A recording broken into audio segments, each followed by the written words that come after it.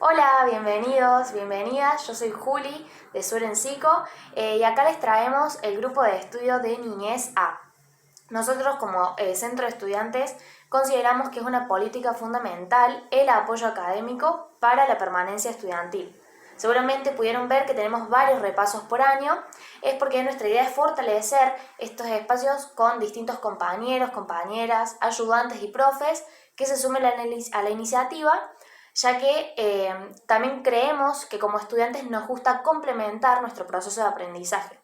Aparte entendemos que como universidad pública todos y todas tenemos el derecho a acceder a una educación de calidad y con igualdad de condiciones. Así que es por eso que nosotros realizamos todos estos grupos de estudio.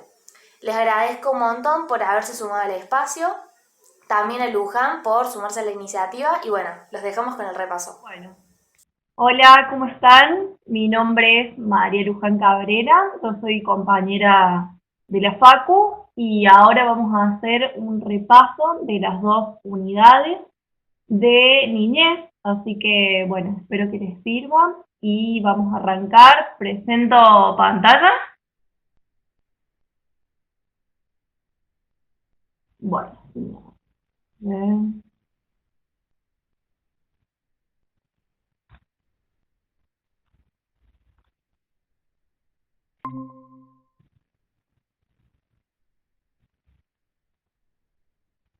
ahí se ve. Bueno, genial. Entonces, como dijimos anteriormente, vamos a ver los temas de la unidad 1 y la unidad 2, que equivalen al capítulo 1 al 6. Comenzamos con el capítulo 1 de la conceptualización y el estudio de la infancia. Y vemos que acá tenemos un recorrido histórico en donde tenemos 5 tiempos. Tenemos el tiempo medieval o el medioevo, en donde acá está caracterizado por un preformacionismo, es decir, que los niños acá se veían como adultos en miniatura, no tenía mucha importancia la infancia y los niños no eran registrados hasta antes del siglo XV y del siglo XVI. La etapa de la niñez tiene poca valoración, pero no obstante, en esta época es donde empiezan a surgir las leyes sobre la protección de los niños y también las secciones de pediatría. Por lo tanto, hay como una pequeña luz de reconocimiento o conciencia sobre esta etapa tan particular. Luego vamos a pasar al siglo XVI y XVII, que a partir de la religión es donde surge una nueva mirada, una nueva perspectiva, que el niño es un ser frágil donde necesita ser disciplinado porque tiene instintos que son innatos, demoníacos y pecaminosos. Es un poco fuerte, pero así es como era tomado, digamos, el niño en esta época. Por lo tanto, para poder controlar esos instintos demoníacos o pecaminosos, la crianza era autoritaria y también restrictiva, como una forma de poder controlar esa maldad que tenían innata. Por ejemplo, esto se puede ver en las prácticas como en la vestimenta, que eran caracterizados por usar corsets ajustados para tener una postura adulta. Se entrenaba en las escuelas, en las instituciones educativas, lo que es el aspecto moral, y se castigaba duramente en esta época a los niños en la escuela. Es donde utilizaban prácticas violentas, donde los golpeaban, cuando se portaban mal o cuando no sabían responder ciertas preguntas que se daban en la clase. Y acá se ve que algunas familias podían aceptar esta cuestión del castigo, pero otras sí rechazaban estas prácticas, digamos, represivas.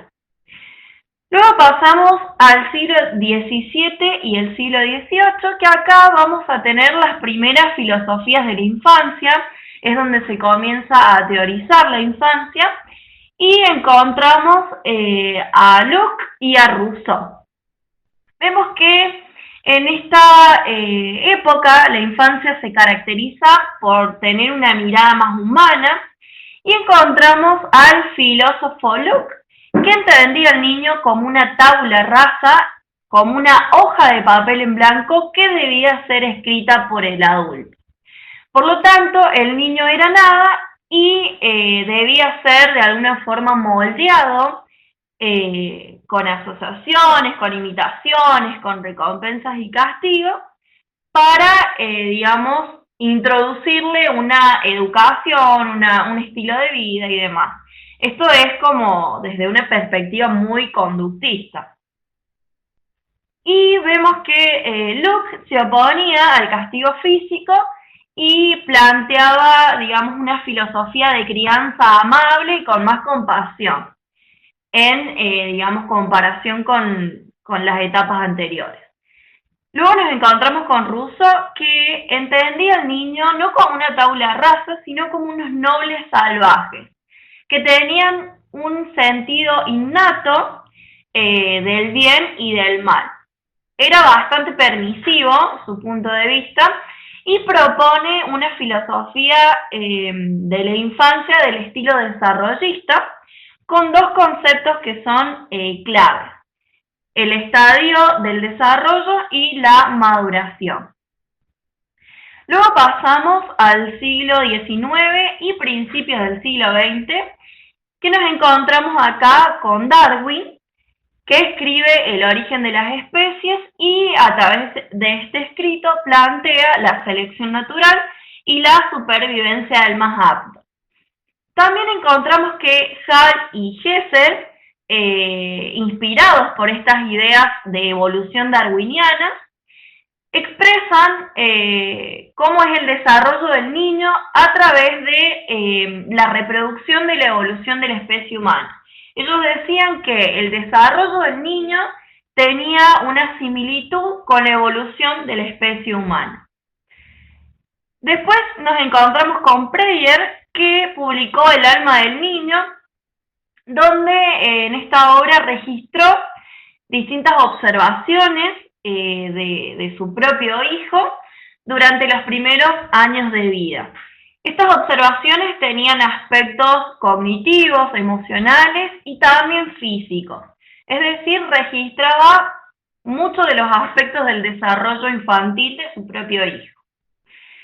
Nos encontramos con Hall, que utilizó lo que son cuestionarios con medidas del tipo cuantitativa sobre la conducta del niño.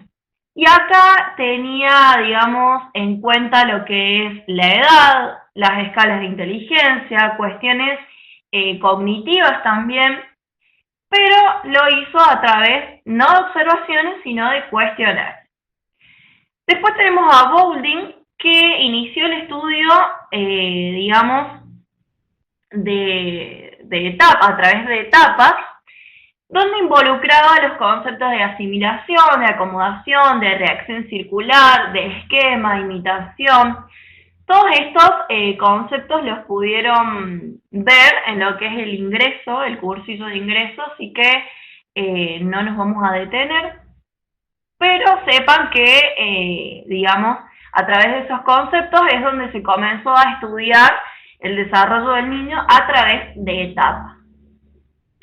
Y por último tenemos a Piaget, que él va a explicar cómo se desarrolla el pensamiento y cómo permite que el niño se adapte a las demandas del ambiente a través de este desarrollo del pensamiento.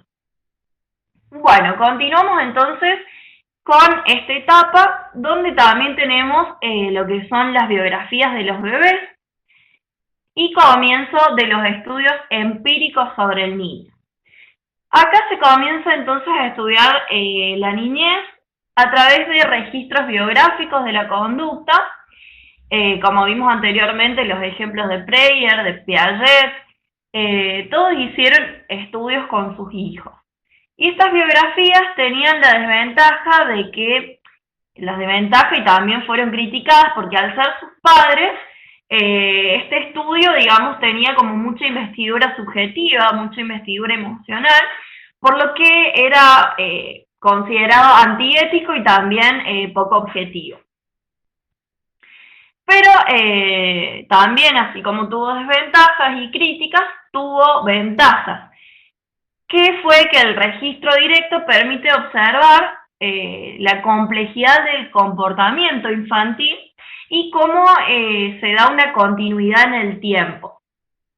Por lo tanto, esto inspira un sentido de que se puede progresar en el estudio infantil, de que hay un progreso, una continuidad. Pasamos ahora a la primera mitad del siglo XX, donde nos encontramos con el periodo normativo y el periodo de evaluación. Y acá tenemos, bueno, que Hall utilizó cuestionarios para, digamos, plantear medidas cuantitativas de la conducta, y tenemos que los trabajos de esta época fueron estadísticos con hechos que son descriptivos. Después tenemos a Binet y Simon, que también aplicaron test, y los resultados, digamos, eran de que los niños que son estables emocionalmente y mejor adaptados socialmente que el resto de la población son los que tienen un coeficiente intelectual alto. Luego nos encontramos con los antecedentes de Binet, que definió la inteligencia como el buen juicio, planificación y reflexión crítica. Y después nos encontramos con dos tendencias que son contrapuestas entre sí. Tenemos por un lado la acumulación de datos con poca teoría y por otro los modelos teóricos que tenían poco apoyo empírico. Y por último tenemos a Hessel, que basó su teoría en la evolución de Darwin, donde decía que la maduración era la fuerza primaria del desarrollo infantil. Por lo tanto, creó así la escala de Hessel del desarrollo infantil. Bien, ahora vamos a pasar, a ver si se ve ahí.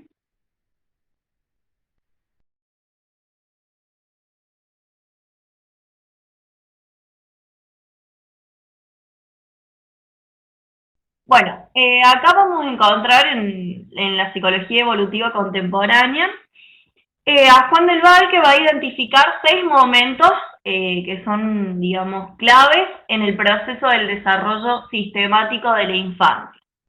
Tenemos por un lado las observaciones esporádicas, que acá ocurre desde la antigüedad hasta fines del siglo XVIII. Después tenemos las primeras observaciones sistemáticas, que acá tenemos, por ejemplo, a Tiedemann, que tuvo relación con la publicación del origen de las especies de Darwin, como dijimos anteriormente. Encontramos el nacimiento de la psicología del niño como una disciplina independiente a partir de las obras como la de Preyer, El alma del niño, o los cuestionarios de Hall. Luego tenemos la consolidación de la disciplina y los comienzos de la psicología evolutiva, que esto lo podemos ver reflejado cuando Baldwin publica El desarrollo mental en el niño y en la raza, luego en las publicaciones de Freud, en los test de inteligencia y también en las corrientes teóricas de la Gestalt y el conductismo. Y la contraposición de dos tendencias, como habíamos dicho antes, la acumulación de datos y el desarrollo de teorías sin tanto apoyo empírico. Por último, tenemos la convergencia entre la psicología evolutiva y la psicología experimental. Básicamente, cuando habla de los 6 momentos del desarrollo sistemático del niño, podemos encontrar los ejemplos que vimos anteriormente, así que esto es más de lo mismo que ya venimos a hablar. Bien, pasamos a la otra diapositiva, capítulo 2, las concepciones y los paradigmas de la infancia. Bien, vemos que en cuanto a concepciones sobre la infancia, nos encontramos con el término infancia, que etimológicamente proviene del latín infant a, que es la incapacidad de hablar. Y acá tenemos dos grandes tendencias sobre la infancia. La infancia vista desde un paradigma de fenómeno individual, es decir, que es una etapa particular y que tiene, digamos, una transición fija y determinada que aproximadamente estipulan que se inicia con el nacimiento y que termina a los 12 años, cuando empiezan los cambios hormonales y los cambios propios de la pubertad. Luego tenemos a la infancia como construcción social y simbólica, que es otra tendencia del pensamiento sobre la infancia, donde vemos que acá, digamos, contextualiza de un modo histórico, político, económico, cultural, social, donde la concepción de niñez va cambiando a medida que pasa el tiempo, que cambia el lugar. Por eso es que se habla de infancias en plural, porque no hay una sola infancia, sino que de acuerdo al contexto, a la ubicación, a la cuestión cultural, económica y demás, se pueden observar que existen diversidades de infancias. Bien, ahora nos encontramos con la época medieval, nuevamente con el medioevo, donde vemos que hay una invisibilidad de la infancia. Vemos que se plantea una noción de infancia, digamos, que es tomada en la actualidad y que no se podía distinguir entre la adultez y la niñez. Acá lo vimos en el capítulo 1, que es la visión preformativa del niño, donde no hay una distinción entre la adultez y la niñez. Por eso se dice que en este contexto hay una invisibilidad social, hasta que llega la modernidad, que acá se producen cambios, donde se entiende a los niños como objetos pasivos, pero que tienen que recibir cuidados, educación y atención por parte de los adultos. Y pasamos a lo que sería la infancia con entidad propia de la modernidad. Acá en la modernidad vemos que se determina lo que es el infanticidio como un crimen, como un delito. Por lo tanto, disminuye así la mortalidad infantil y empieza a adquirir, digamos, un valor relevante en la sociedad. Aparecen también, digamos, la familia moderna, en donde la infancia en esta familia era una cuestión equivalente a la pasividad, donde el adulto dominaba al niño, no solo en la familia, sino también en las instituciones educativas. Por lo tanto, podemos distinguir o caracterizar como una relación asimétrica, porque no hay igualdad, no hay asimetría, sino que siempre el adulto va a estar por arriba imponiendo, digamos, las reglas, lo que hay que hacer y demás.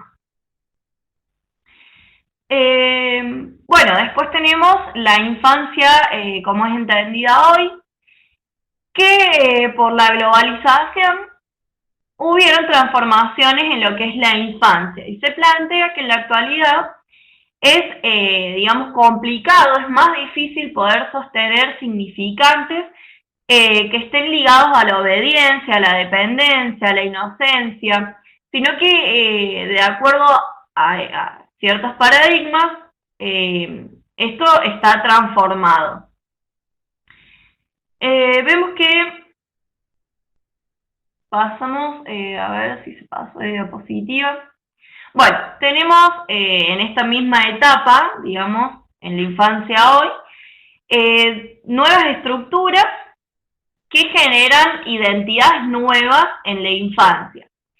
Y vamos a ver las dos posturas extremas que se toman en cuenta, que es la infancia como hiperrealizada, porque hay un acelerado ritmo de la cultura, nuevas tecnologías y también por los medios masivos de comunicación, es que los niños no necesitan de los adultos para poder acceder a la información y desarrollar un montón de cosas que antes de que existieran todas las tecnologías, los medios masivos y demás, no podría haber sido posible.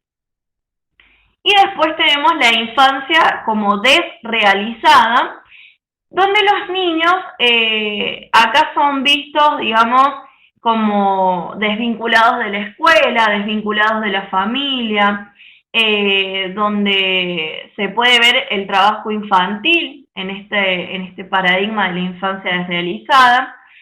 Y dice el texto que estos niños no despiertan lo que es el sentimiento de ternura ni de cuidado en la sociedad. Por lo tanto, inspira un contexto de fragmentación, de exclusión social, de desigualdad, donde quedan invisibilizados, digamos, un montón de cuestiones que hacen a la niñez.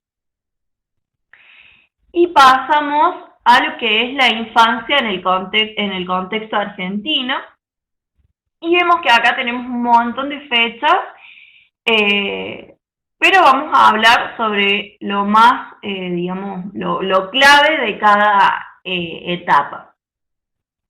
Vemos que entre el año 1890 y 1910 los niños se diferencian de los adultos entre sí y se dividen en grupos. Tenemos los pobres, tenemos los de clase media y también tenemos los de clase alta. Después, entre el año 1919 y 1930, acá tenemos cambios en el Estado donde las prácticas estatales están dirigidas a la infancia, en lo que es la pedagogía, la institucionalización de los que no están escolarizados y también el apoyo a la minoridad. Luego tenemos que en el año 1940, entre los años 1940 y 1950, la infancia ahora es un objeto del Estado y en el año 48 vamos a ver que se aprueba lo que es la Declaración de los Derechos Humanos, donde establece en esta declaración de que los niños tienen derecho a cuidados especiales. Después, en el año 1959, tenemos la Asamblea General de las Naciones Unidas, donde acá encontramos la Declaración de los Derechos del Niño particularmente, donde dice que por falta de madurez física y mental necesitan cuidados especiales. Bien, continuamos en el año 1989 con la Convención Internacional de los Derechos de los Niños, de las Niñas y de los Adolescentes. Vemos que está una ley nacional, se convierte en una ley nacional y se reconoce a la población infantil como una parte ya no pasiva, sino una parte activa de la sociedad y se los toma como sujetos de derecho. Bien, pasamos a la diapositiva. Los paradigmas, encontramos los paradigmas sobre la infancia, que son tres. Tenemos el menor en situación irregular, que surge en el siglo XIX, y acá el niño es, digamos, entendido como un menor, que es objeto de tutela y disciplinamiento. Hay una cuestión adultocéntrica donde los niños no tienen opinión, directamente no opinan, y vemos que esto lo que hace es efectuar en los niños una autopercepción negativa, sumisión, falta de autonomía y baja capacidad de logro, entre otros efectos. El Estado es el tutor de los menores de 21 años. Luego pasamos al paradigma de la protección integral de la infancia, que es el segundo paradigma, Y acá el niño se entiende como un sujeto de derecho, su opinión sí es tenida en cuenta, y vemos que hay un autor que es Alfa Geme, que agrupa los derechos en categorías, como por ejemplo en categorías de protección, de provisión, de participación, en donde acá tenemos, digamos, el cuidado de la explotación sexual, económica, la discriminación, la alimentación, la educación, la libre decisión e información, entre otros. Y Sanabria dice que hay una relación asimétrica aún entre el niño y el adulto. Bien, pasamos al último paradigma, que es el protagonismo infantil, donde este paradigma está orientado a niños explotados y marginados, en donde los niños tienen un rol protagónico en la sociedad, y hay dos formas de protagonismo según Liebel, que es el protagonismo espontáneo, donde hay una cuestión cotidiana, ya sea grupal o individual, pero digamos no es organizado. Y después tenemos sí el organizado, que es cuando los niños se unen para defender sus derechos e intereses de las personas. Y por último, bueno, antes de cerrar con los paradigmas, vemos que tenemos acá el por qué le decimos paradigma, y le decimos paradigma porque es un modelo explicativo que se acepta o se reconoce universalmente, y Alfa Geme dice que la infancia se, digamos, vincula con lo que es una imagen social que es compartida y que evoluciona a través del tiempo. Por eso es importante hablar de paradigmas, porque son cambiantes. Bien, pasamos la diapositiva. Ahí está. Bien, tenemos la escalera de participación infantil de Hub, que acá plantea a través de este gráfico, de esta escalera, los diferentes grados de participación de los niños. No nos vamos a detener mucho en esto, pero después cuando vean el PowerPoint, que está para compartir, van a ver que están agrupados. En donde no hay verdadera participación, encontramos la población manipulada, la población usada como decoración y la población con participación simbólica. Y luego tenemos la escalera donde están los niveles 4, 5, 6, 7 y 8, en donde sí encontramos una verdadera participación en la población informada, pero con una participación no pura, sino asignada. Luego tenemos la población que está informada y consultada. Luego tenemos donde las decisiones son iniciadas por adultos, pero se comienza a planificar con los niños. Luego tenemos la 7, que dice decisiones iniciadas y dirigida por los niños. Y la 8, que es iniciada por los niños y compartida por los adultos. Bien, cerramos entonces con el capítulo 2 y pasamos al capítulo número 3, donde nos encontramos con las teorías del desarrollo infantil. Acá vamos a ver que se debe entender, digamos, la infancia desde diversas miradas que se sostienen o que interactúan entre sí en un sistema que es interdependiente, es decir, que dependen de todas las teorías, todas las miradas, todos los puntos de vista. No hay como un paradigma o una mirada que es tomada como la verdadera. Por lo tanto, vamos a pasar. Comenzamos con la teoría psicoanalítica de Freud, en donde vamos a ver que lo que motiva la conducta, según Freud, siempre tiene un origen inconsciente. Por lo tanto, los síntomas para él tenían una cuestión de origen sexual. El organismo siempre lo que tiende a buscar es la satisfacción, y a raíz de esto es que Freud va a elaborar dos teorías. Estas dos teorías las vamos a encontrar como primera tópica y segunda tópica. La primera tópica es lo que Freud va a llamar el consciente, el preconsciente y el inconsciente. También lo llama modelo topográfico. Vemos que el inconsciente entonces son pulsiones innatas, donde podemos encontrar deseos y recuerdos que son reprimidos, que intentan buscar una satisfacción, estos deseos reprimidos.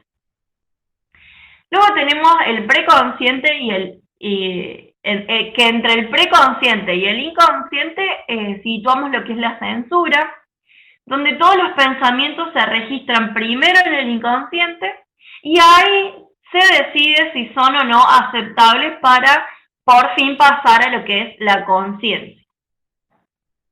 Bien, ese sería el modelo topográfico.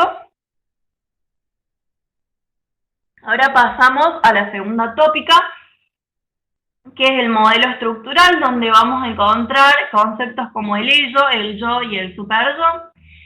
Y vemos que el ello es innato, es irracional y está orientado a la satisfacción. El yo, al contrario, está orientado a lo que es la realidad y es, digamos, una cuestión racional. Después el superyo es moralista, digamos, ahí situamos lo que sería la censura, y está compuesto por, digamos, los imperativos morales que son heredados por nuestros padres. Y vemos que el yo se forma en el primer año aproximadamente y el superyo entre los 4 y 5 años. Bien, después encontramos las etapas del desarrollo psicosexual, que son las etapas que desarrolla Freud, y son 5, pero las que, digamos, interesan para esta etapa de la niñez van a ser las primeras 3. Tenemos la etapa oral, que se da en el primer año de vida, y las podemos visualizar en acciones como, por ejemplo, la succión del pecho materno, el morder, el chupeteo. Son todas acciones derivadas de lo que es la etapa oral. Luego pasamos a la etapa anal, que se da entre el año y los 3 años, y acá la actividad, digamos, es poder controlar los esfínteres, es decir, pasar de guardar, digamos, de contener lo que es la materia fecal para después poder descargarla, poder excretarla, digamos. Entonces, el placer está en la actividad involuntaria que pasa a la actividad voluntaria. Después la etapa fálica, que acá culminamos con lo que es la etapa de la niña, donde la situamos en los 3 años de edad hasta aproximadamente los 5 o los 6 años, y vemos que el interés está en las diferencias genitales. Y acá podemos entender que está comprendido el complejo de Edipo, donde la salida del complejo de Edipo en el niño es la angustia de castración, mientras que en la niña la envidia al pene. En esta etapa fálica podemos también entender que se da la formación del superyo. Luego tenemos la etapa de latencia, que se da de los 6 a los 12 años, donde digamos, el impulso sexual es inhibido y se canaliza o se sublima a través de actividades que son culturalmente aceptables. Por ejemplo, acá se da lo que es la intelectualización del niño o del joven, por eso lo llamamos la etapa de latencia. Y por último, la etapa genital, que ya es parte de la adolescencia, donde hay una maduración sexual y se busca satisfacer a través de la salida exogámica los impulsos sexuales. La salida exogámica tiene que ver con otras personas y no dentro de la familia. Bien, cerramos acá con Freud y pasamos a la teoría psicosocial de Erikson.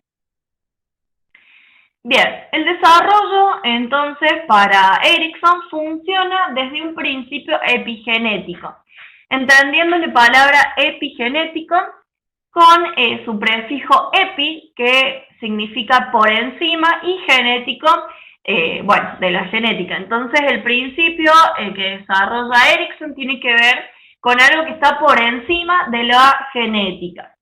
Y plantea que cada ser vivo tiene, digamos, un plan que es común y básico de desarrollo. Erikson va a postular estadios en donde cada uno surge a partir de la maduración del otro. Y cada uno de estos estadios va a presentar una crisis que se debe resolver y también, y a partir de que se resuelve esa crisis, se obtiene lo que llamamos una virtud. Entonces, cada uno va a surgir de la maduración del anterior. Y en cada estadio entonces vamos a tener una crisis que cuando se resuelve se convierte en una virtud.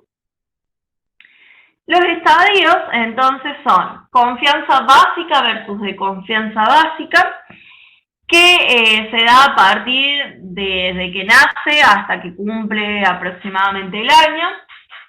Y acá tenemos la virtud, que es la esperanza. Luego, de los 2 a los 3 años, se da el estadio de la autonomía versus la vergüenza o la duda, que acá la virtud, cuando se resuelve la crisis, va a ser la de determinación y voluntad. Luego tenemos de los 3 a los 5 años la iniciativa versus culpa, donde encontramos como virtud al propósito. Y por último tenemos la laboriosidad versus inferioridad, que se da desde los 6 hasta los 12 años aproximadamente. Y encontramos que la virtud de esta etapa es la competencia. Bien, recuerden entonces que lo básico de Erikson es que plantea estadios, que esos estadios surgen de la maduración del anterior y que se da una crisis y una virtud cuando se resuelve esa crisis. Pasamos ahora al condicionamiento clásico de Watson, donde encontramos acá que un estímulo que inicialmente es neutro, llega a evocar una respuesta por medio de la asociación. Recuerden entonces que el condicionamiento clásico de Watson es a partir de una asociación de estímulos. Acá Watson dice que los instintos son simples reflejos y no patrones de conductas que son innatos ni complejos. Bien, encontramos que la conducta tiene reflejos condicionados y que sostiene que se puede adiestrar a los niños a través de el moldeamiento de la conducta. Otra cosa que tienen que saber es que escribió un libro sobre el cuidado psicológico del niño.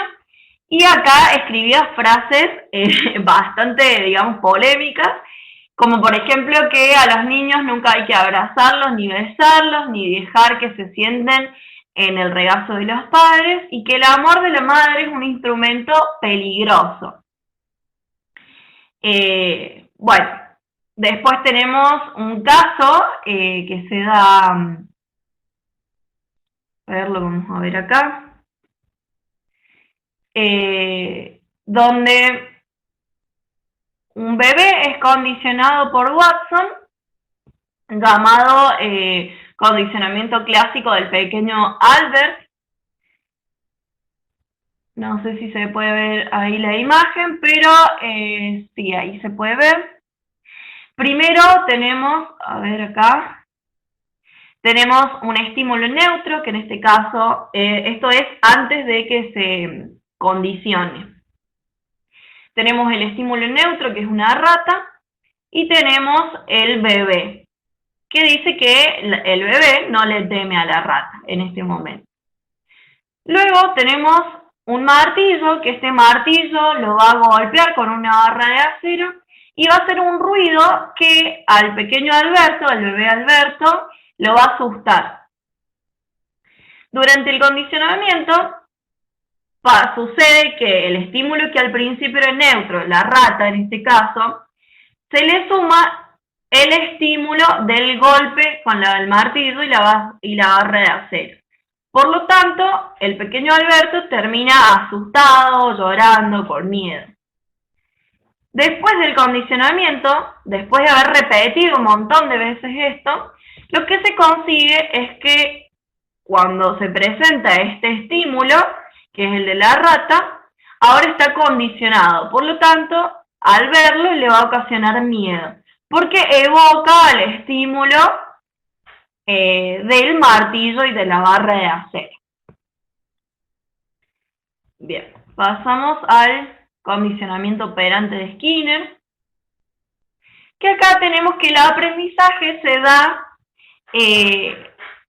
a partir de una respuesta voluntaria donde se fortalece o se debilita, de acuerdo a las consecuencias, ya sean positivas o negativas. Tenemos acá entonces que el condicionamiento operante se da a través del reforzamiento, que es el aumento de la conducta, y puede ser positivo o negativo. El positivo entonces lo que va a dar es un estímulo agradable tras una conducta correcta, es decir, que ahí lo que va a reforzar es que se siga manteniendo esa conducta. Por lo tanto, si queremos que un niño se siente, se le da un regalo, que el perro se siente, se le da un regalo tras hacer esta acción, tras llevar a cabo esta acción de sentar. Pero si queremos que disminuya la conducta o queremos evitar un estímulo que es desagradable, lo que se hace es, se refuerza de una forma negativa. Un ejemplo de esto puede ser apagar el despertador. Si está sonando y sonando y sonando y es un estímulo desagradable, lo que hacemos es quitar este estímulo apagándolo. Bien, ese sería entonces el condicionamiento operante de Skinner. Luego pasamos a la teoría social cognitiva de Bandura, que acá vemos que es una teoría cognitivista, en donde el cognitivismo usa lo que son los procesos mentales internos para explicar las conductas. Estas conductas observables, infieren los procesos mentales que son centrales. La teoría de Bandura, vemos acá que se puede considerar tanto parte del conductismo como también del cognitivismo. Y lo más importante es que el comportamiento causa al ambiente, es decir, hay un determinismo recíproco. Ay, se me fue acá. Determinismo recíproco. Tenemos los factores personales, los factores ambientales y los factores conductuales. Todos estos factores hacen a lo que es el aprendizaje social cognitivo o el aprendizaje social.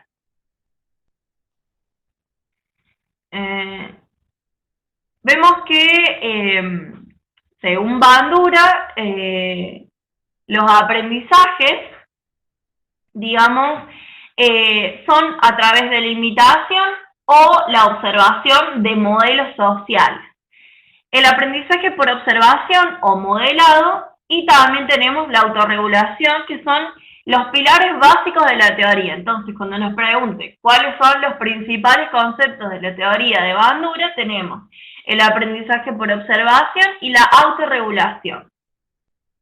Vemos que, Bandura hizo un estudio llamado el estudio del muñeco bobo, Acá está la imagen, donde, bueno, acá se ve que le están pegando a un payaso de juguete, y acá lo que manifiesta este estudio es que los niños que vieron un video donde pasaba imágenes de niños golpeando a un payaso, que era el mismo payaso que estaba en esa sala, presentaban más, digamos, conductas violentas que los niños que, digamos, no vieron el video. Entonces acá vemos que se presenta lo que Bandura llama el aprendizaje por observación o modelado.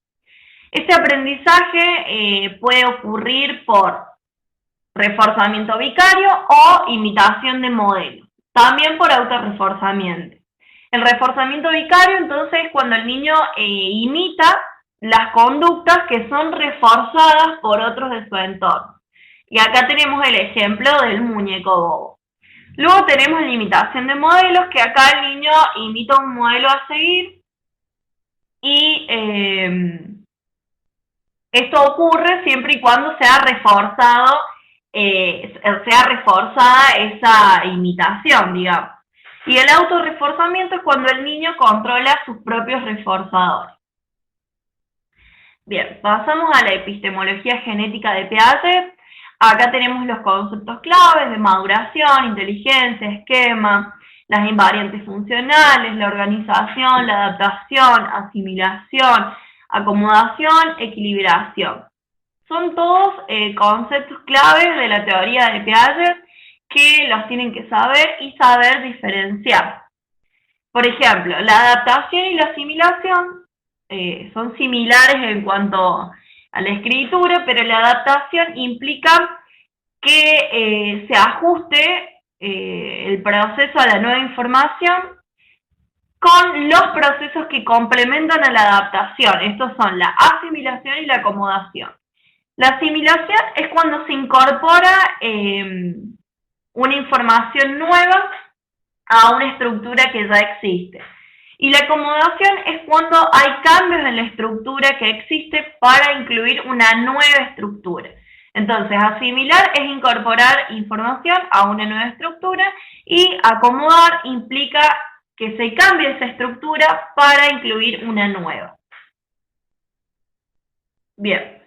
Piaget, entonces, vamos a ver acá. Lo que plantea son 4 periodos o 4 etapas, pero los nombra periodos. Tenemos el primero es el periodo sensoriomotriz o sensoriomotor, que se da o ocurre desde el nacimiento hacia los 2 años. Acá tenemos en este periodo que comienza a formarse la lógica mucho antes que el lenguaje. La lógica es el pensamiento lógico y el lenguaje tiene que ver, bueno, con el habla, obviamente. Bueno, tenemos acá que se subdivide en lo que es el ejercicio de reflejo, las reacciones circulares primarias, las reacciones circulares secundarias, la coordinación de esquemas secundarios, las reacciones circulares terciarias y las combinaciones mentales. Entonces, en el periodo sensoriomotor, recuerden que el pensamiento lógico se desarrolla antes que el lenguaje. Luego pasamos al periodo preoperacional, que se da de los 2 a los 6, 7 años aproximadamente, y acá el niño utiliza imágenes o símbolos para representar, ya sea personas o lugares, o también situaciones. Vemos que el niño en este periodo es muy egocéntrico y es poco realista. El pensamiento es fuertemente intuitivo y poco lógico. Luego pasamos al periodo de las operaciones concretas, que tenemos acá la etapa de los 7 a los 12 años, y encontramos que la construcción de las operaciones lógicas se da a la par de los sistemas operatorios y las nociones de conservación. También vemos que lo más importante del periodo de las operaciones concretas es la reversibilidad de pensamiento. Es muy importante que esto lo sepan. En el periodo último, que es el periodo de las operaciones formales, se da de los 12 años en adelante, y acá tenemos el pensamiento aristotélico o el pensamiento hipotético deductivo, que es abstracto y que es formal. Bien, esto es lo clave de los periodos propuestos por Piaget, y ahora pasamos a la sociohistórica de Vygotsky. En la teoría sociohistórica de Vygotsky vemos que acá juega un papel muy importante el contexto en lo que es el desarrollo del pensamiento del niño. Dice que hay funciones mentales que son inferiores, que son innatas, y que el comportamiento de estas funciones inferiores es limitado. Y también tenemos funciones mentales que son superiores, que se desarrollan en la interacción social. Por eso es que, digamos, el contexto para Vygotsky es muy importante. Para Vygotsky hay dos caminos que tenemos: el de la línea natural del desarrollo y el de la línea cultural del desarrollo.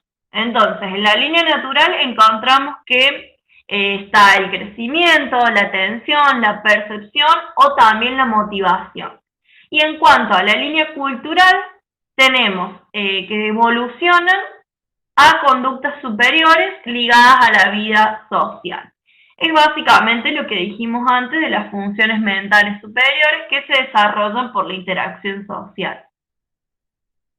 Acá tenemos la zona de desarrollo próximo, ZDP, de Vygotsky, que acá en este gráfico, a ver si lo pueden ver por aquí, encontramos que la diferencia entre el nivel real del desarrollo para resolver un problema con autonomía y el nivel del desarrollo potencial bajo la guía de un tutor. Entonces tenemos el nivel real, el nivel potencial y el nivel del tutor.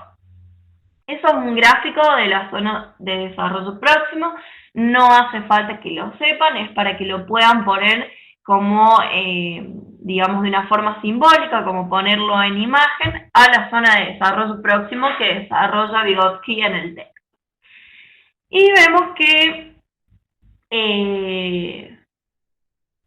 bueno, dijimos que el lenguaje es la forma primaria de interacción, es decir, es como es lo primero que hacen los niños no lo primero que hacen para interactuar, pero sí es una forma muy rudimentaria que tienen para interactuar con los adultos, donde el niño a través del lenguaje puede aprender o apropiarse del conocimiento. Es decir, que para Vygotsky a mayor vocabulario hay un mayor desarrollo del pensamiento. Bien, pasamos a la otra diapositiva. Acá tenemos las ideas principales en la teoría de Vygotsky, que es la visión prospectiva del desarrollo psicológico, es decir, que acá vemos el surgimiento de lo que es nuevo para el niño, en contraposición de las funciones que ya están dominadas por este. Es lo nuevo versus lo viejo. Los procesos de aprendizaje ponen en marcha los procesos de desarrollo. Acá dice Vygotsky que la escuela es el agente encargado de promocionar el desarrollo psicológico del niño. Por eso vuelvo a repetirlo, pero es muy importante que sepan que el contexto para Vygotsky es primordial. Por eso sitúa a la escuela como un agente encargado del desarrollo psicológico del niño. Y por último vemos que los otros miembros del grupo social intervienen en un lugar de mediadores entre la cultura y los individuos. Por lo tanto, la intervención de otras personas en el aprendizaje es esencial y es primordial para que se produzca este proceso de desarrollo.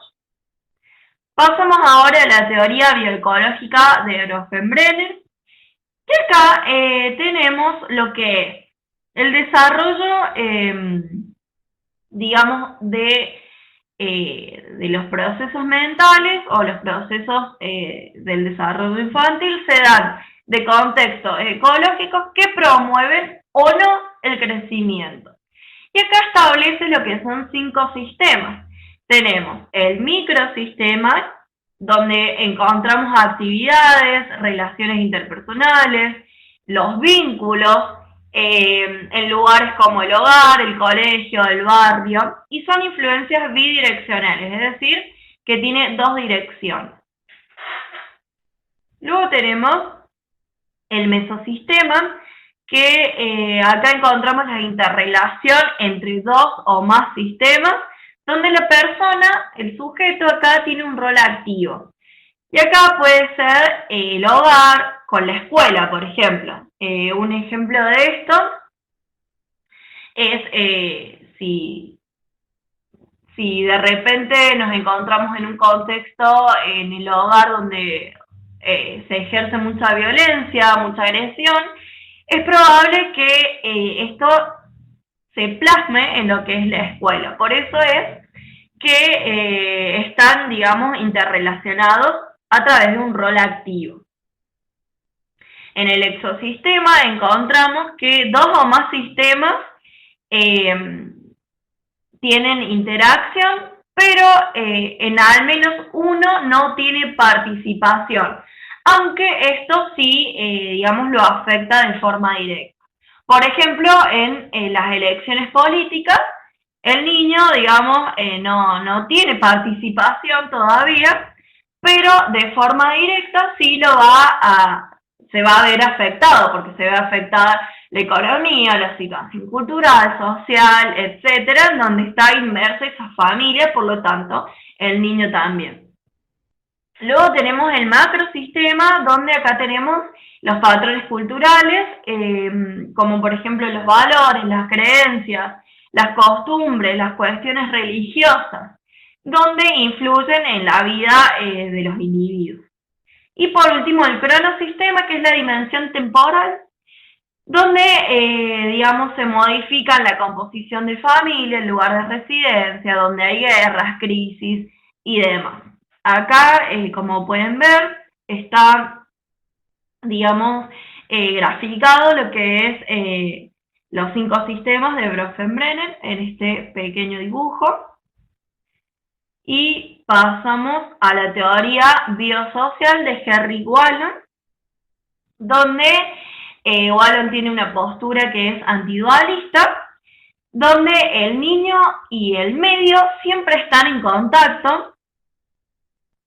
Digamos, explica lo que es la evolución psicológica del niño a través de la emoción, a través del otro, del medio y del movimiento. Entonces, el niño evoluciona psicológicamente por el medio, por el movimiento, por la emoción y por el otro. Vemos que esto se regula por 2 leyes de alternancia funcional y de preponderancia e integración funcional. Acá tenemos que la alternancia funcional es la principal y es donde las actividades del niño a veces se dirigen a formar su individualidad y otras veces a relacionarse con los otros. Entonces, digamos, en la alternancia funcional tenemos que la funcionalidad se alterna. A veces es una cosa, a veces es otra cosa. Así lo podemos relacionar.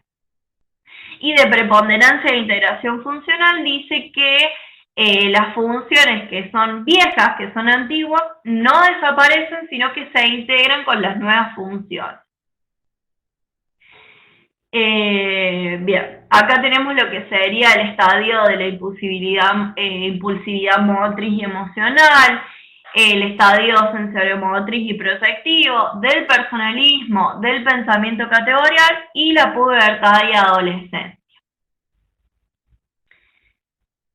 Bien, hasta acá sería lo que es el capítulo número 3.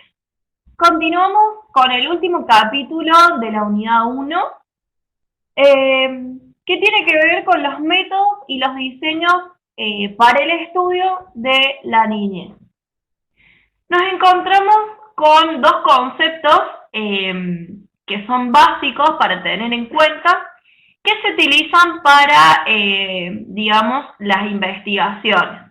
Tienen que ver con los datos. Por un lado tenemos la confiabilidad y por otro lado tenemos la validez. La confiabilidad es cuando hay una estabilidad en las medidas de la conducta de los sujetos, cuando los datos tienen una consistencia, por lo tanto podemos decir que hay confiabilidad. Y la validez es cuando hay precisión en la medición. Cuando, digamos, las medidas son precisas, entonces vemos que hay validez. La confiabilidad y validez, entonces, digamos, son dos principios que hay que tener en cuenta al momento de investigar.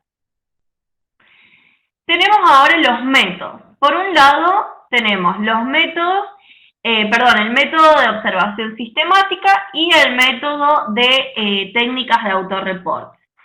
En cuanto a la observación sistemática, tenemos que consiste en lo que es la observación y el registro de lo que estamos observando. Por un lado tenemos la naturalista, la observación naturalista, que se da en el ambiente natural de donde queremos, por ejemplo, si queremos hacer una observación en una cultura, por ejemplo, nativa, entonces trasladamos lo que es todo el protocolo de investigación al ambiente natural donde se da esa investigación. Y no es estructurada, por lo tanto, vemos que tiene una desventaja y una ventaja.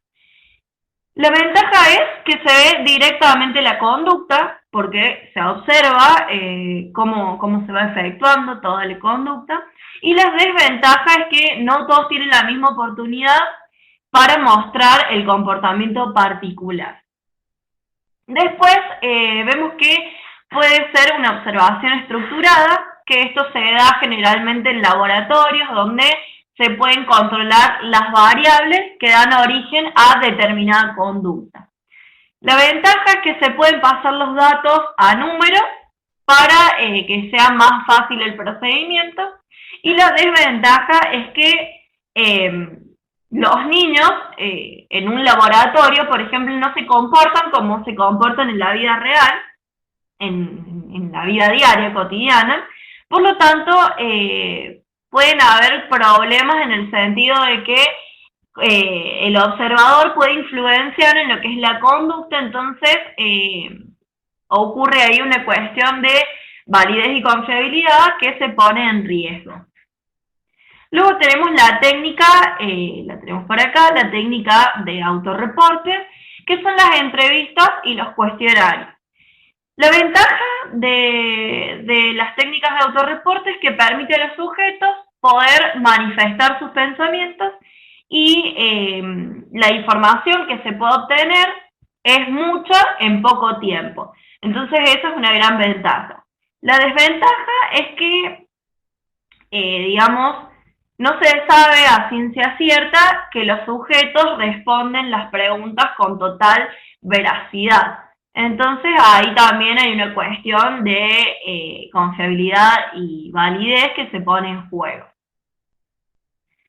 Luego tenemos los diseños generales, que acá encontramos los diseños de caso, los diseños etnográficos, los correlacionales, los experimentales, los de laboratorio, los de campo y los de experimento natural.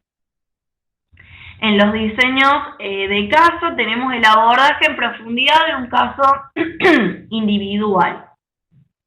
Después tenemos los diseños etnográficos que se hacen, por ejemplo, el ejemplo de reciente, abordar la investigación en una determinada cultura, sería un diseño etnográfico. Después tenemos el diseño correlacional, donde, digamos, la información se captura en situaciones naturales, es decir, hay cero intervención o poca intervención por parte de los investigadores o las investigadoras. Las correlaciones se expresan en lo que son términos de dirección puede ser negativa o positiva. Por ejemplo, si un niño que ve programas violentos tiene correlación con actitudes violentas. Eso es un ejemplo de un diseño correlacional, es decir, que hay una correlación entre el sujeto y lo que se quiere estudiar. Y después tenemos los diseños experimentales que acá lo que posibilitan es determinar una causa y un efecto de acuerdo a ciertas variables. Es decir, las causas se denominan variables independientes y los efectos variables dependientes. Y luego tenemos la dimensión temporal, que podemos encontrar el diseño longitudinal, el diseño transversal y el diseño longitudinal secuencial. Esto no hace falta que lo estudien a estos gráficos, yo se los pongo siempre a las imágenes o a estos tipos de gráficos para que puedan ponerlo en imágenes a lo que estamos hablando. El diseño longitudinal consiste en una muestra de niños que es observada repetidamente a diferentes edades y se va evaluando los cambios a medida que maduran. Un ejemplo de este puede ser los ejemplos del capítulo 1 que, digamos, ciertos autores como Preyer estudiaban la maduración o el crecimiento o el desarrollo de sus propios hijos digamos, en una cuestión longitudinal a medida que pasa el tiempo. Este es el diseño longitudinal, que lo podemos ver en el gráfico 1, es, digamos, a medida que pasan los años, el tiempo de medida lo tenemos plasmado acá. El diseño transversal es cuando los niños de diferentes edades son entrevistados en un mismo punto del tiempo. Se limita a comparaciones en solo una ocasión. Por ejemplo, un estudio de este puede ser de que agarramos un nene de jardín, un nene de primaria, un nene de secundaria y un joven de universidad. Entonces, se compara respecto de una misma situación. Y el diseño longitudinal, también se lo puede ver en el gráfico 1, este sería el diseño transversal, donde vemos las diferentes edades. Y este es el longitudinal, donde se ven las diferentes edades de acuerdo a la edad del sujeto. Y el diseño longitudinal secuencial es que hay una secuencia de muestras que es, digamos, continuada o seguida por un número de años. Esto lo que posibilita es poder diferenciar los cambios relacionados con la edad y con el efecto de cohorte. Cohorte quiere decir en ese año, digamos, que se da en ese preciso momento. Acá se pueden hacer comparaciones longitudinales y transversales, y lo podemos ver en el gráfico número 2. Bien, cerramos entonces con la unidad número 1 para pasar ahora a la unidad número 2, donde encontramos las etapas del desarrollo infantil. Voy a tomar un poquito de agua.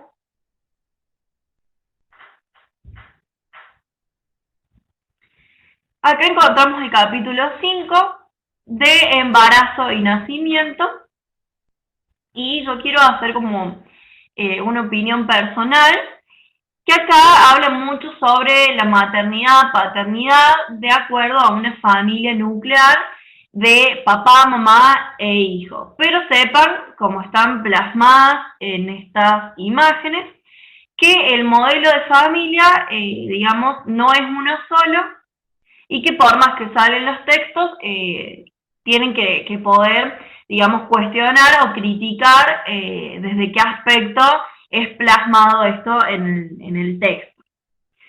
Comenzamos con el periodo prenatal, y acá tenemos lo que son los principios del desarrollo en el desarrollo prenatal. Tenemos el principio cefalocaudal, que el desarrollo se da desde la cabeza hasta la parte inferior del cuerpo. Céfalo es cabeza y caudal es cola. Y el principio próximo distal, que el desarrollo se da desde el tronco o el centro del cuerpo hacia las extremidades. Luego nos encontramos con las fases del desarrollo fetal, que tenemos el periodo germinal, el periodo embrionario y el periodo fetal. El periodo germinal comienza cuando el óvulo es fecundado y culmina con la implantación del cigoto. Generalmente es a los 14 días, donde ocurre un proceso de diferenciación que lo encontramos en el ectodermo, el endodermo y el mesodermo. El ectodermo es la capa superior donde se desarrolla la piel, las uñas, los órganos de los sentidos y el sistema nervioso. Luego tenemos el endodermo o la capa inferior, donde se desarrollan el sistema digestivo, el hígado, el páncreas, las glándulas salivales y también el sistema respiratorio. La capa intermedia o el mesodermo, que es la última capa, la tercera, es donde se desarrolla, digamos, la capa interna de la piel, los músculos, el esqueleto, el sistema excretor y el sistema circulatorio. Pasamos al periodo embrionario, que va desde los 14 días a la octava semana de gestación y se desarrollan acá los principales órganos y los principales sistemas. Y por último tenemos el periodo fetal, que va desde la octava semana de gestación hasta el momento del nacimiento. Acá vemos un aumento en el tamaño del feto y vemos que se complejizan sus órganos y los sistemas corporales. Comienzan los latidos del corazón y los movimientos fetales. Es cuando sentimos, bueno, yo no lo he sentido todavía, pero cuando se sienten las pataditas, los movimientos y demás. Bien, pasamos a la transición de la maternidad a paternidad, que acá vemos que la maternidad no es un hecho biológico, sino que tiene un significado social, cultural y también psicológico. Se denomina maternaje y es un periodo entendido como un proceso bastante estresante. Acá nos encontramos con Oiberman y con Brazelton y Kramer, que dicen que la maternidad lo que hace es reactivar conflictos del pasado y potenciarlos a problemáticas que son actuales. Y Kramer y Brazelton lo que dicen es que el vínculo del bebé comienza con un bebé que es imaginario, que está, digamos, en la mente, y el feto en proceso, digamos, de desarrollo. Y se distinguen dos etapas cuando se establece esta relación. Tenemos la etapa de la prehistoria del vínculo y los albores del vínculo. En la prehistoria del vínculo están las fuerzas biológicas y ambientales que llevan a desear tener hijos. Son los motivos básicamente por los que la mujer desea o decide tener un hijo. Acá tenemos 7 y son la identificación, que la identificación se da con la figura materna, luego el deseo de ser completa y omnipotente y tiene que ver con un deseo narcisista. Después el deseo de fusión y unidad con otro. Acá encontramos la fantasía de la simbiosis, es decir, de la unidad, de que hay una especie de fusión. El deseo de reflejarse en el hijo, que es la sensación de inmortalidad, es decir, a través de mi hijo es donde quedo, digamos, yo enganchada. Por lo tanto, hay un reflejo de mí en mi hijo. Luego tenemos el cumplimiento de ideales y oportunidades perdidas, el deseo de renovar viejas relaciones y por último el reemplazo o la separación con su propia madre. Eso tiene que ver entonces con la prehistoria del vínculo, es decir, lo anterior o lo que está impreso anteriormente, digamos, antes de que se decida tener un hijo. Y los albores del vínculo tenemos que Es una progresión de etapas que se da durante el embarazo y los 9 meses de adaptación a este. Y se identifican 3 tareas dentro de esta etapa. Primero tenemos la aceptación de la noticia, luego tenemos los primeros indicios de un ser separado y el aprendizaje sobre el futuro bebé. La aceptación de la noticia tiene que ver con que aparecen fantasías y es necesario el acompañamiento afectivo. Acá tenemos la Ley Nacional 25.925 de parto humanizado, que contempla el derecho de las personas gestantes a transitar un embarazo, un parto y un posparto que sea respetado. Luego tenemos los primeros indicios de un ser separado, donde acá empieza el vínculo más temprano y se reconoce el rol del padre o de la madre como responsable de cualquier éxito o fracaso que tenga, digamos, el embarazo. Y el aprendizaje sobre el futuro bebé es cuando los padres empiezan a personificar al bebé, a verlo como un individuo separado. Acá es donde le ponen el nombre, le empiezan a decorar la habitación y demás. El feto se adapta al ritmo de vida de la madre, es decir que aprende sobre los estímulos, y cuando nace la madre debe ponerse en los zapatos del bebé, y eso Winnicott lo describe como una enfermedad normal. Bien, pasamos a las 4 fases que tiene el recién nacido. Tenemos las etapas del nacimiento, que es la dilatación, el nacimiento, la etapa placentaria y la recuperación de la madre. A mediados del siglo XX encontramos al doctor Lamaze, que introduce lo que es el parto preparado, lo que conocemos como la psicoprofilaxis obstétrica, donde actualmente se basa en estos principios, que es lo de poder prepararse, digamos, antes de la llegada del bebé, de la llegada del parto, donde la madre, el padre, o las madres o los padres se preparan para, psicológicamente, digamos, para este futuro nacimiento. O futuro, digamos, maternaje o paternaje. Luego tenemos las funciones y capacidades del recién nacido, que según Delval, lo volvemos a encontrar acá, se agrupan en 3 sistemas. El sistema para poder recibir información, el sistema para transmitir información y los sistemas para actuar.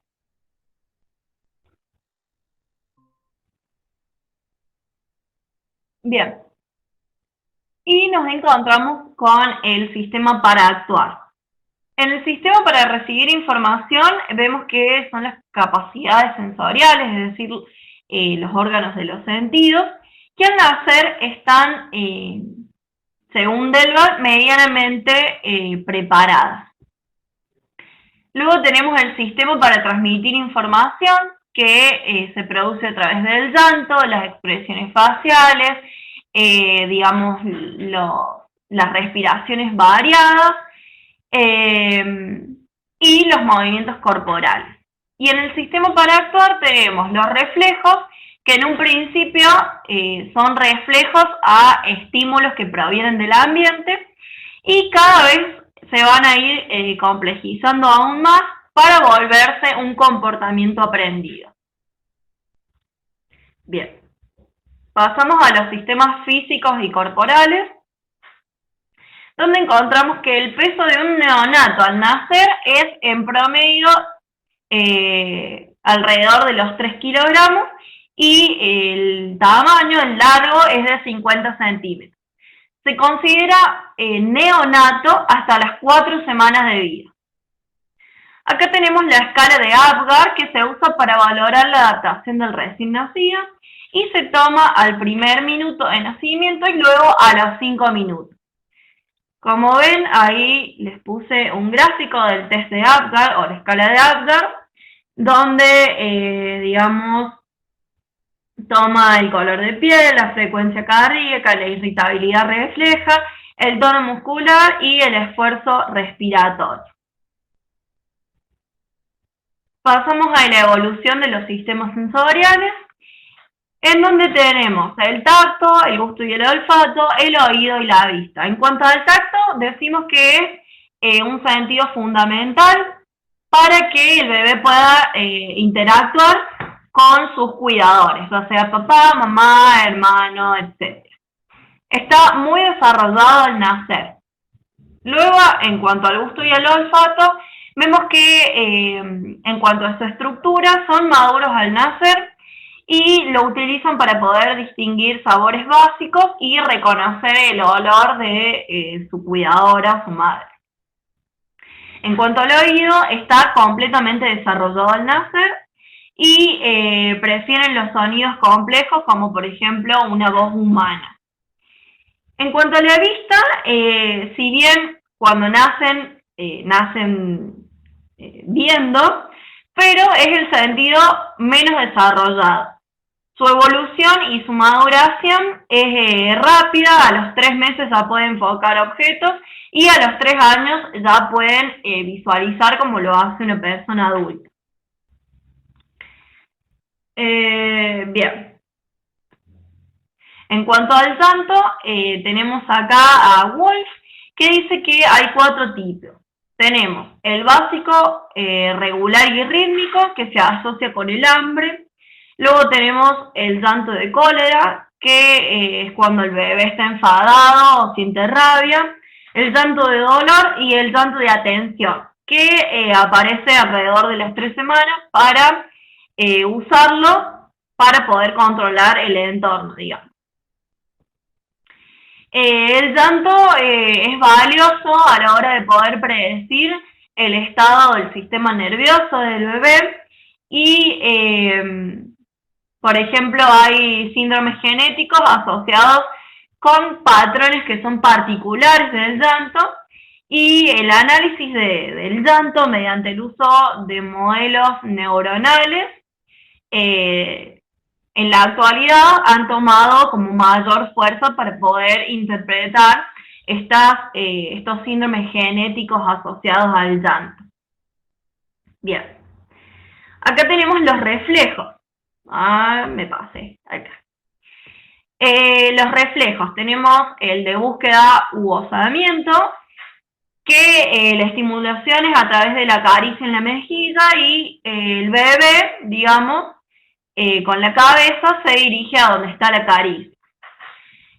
Luego tenemos el moro, que el reflejo de moro es golpear fuertemente la base donde se encuentra el bebé, y la respuesta esperable es que abra abruptamente lo que son las manos, los brazos y las piernas, y que arquee la espalda como en un abrazo. El reflejo de Babinski es la presión suave en la planta del pie, que, digamos, la respuesta es que los dedos se abren y se contraen al mismo tiempo. Luego tenemos el tónico cervical, que este reflejo lo que hace es, la estimulación es acostar el bebé boca arriba y, digamos, girar su cabeza hacia un lado. El bebé, en respuesta a esto, va a extender los brazos y las piernas del lado que prefiere y flexiona las extremidades. Y por último tenemos la reptación, que digamos, se lo estimula a través del apoyo sobre el vientre en una superficie para generar resistencia con sus pies. La respuesta es iniciar movimientos de brazos y piernas para poder reptar coordinadamente. Acá le puse lo que son las imágenes del reflejo de Babinski, el reflejo de búsqueda, el de moro, la reptación, que sería como el gateo, y el tónico cervical. Bien, llegamos a lo que es la escala de Brazelton de comportamiento neonatal, donde a través de esta escala examinamos al neonato de una forma interactiva con el evaluador y con la madre, para realizar de esta forma un examen clínico y neurológico.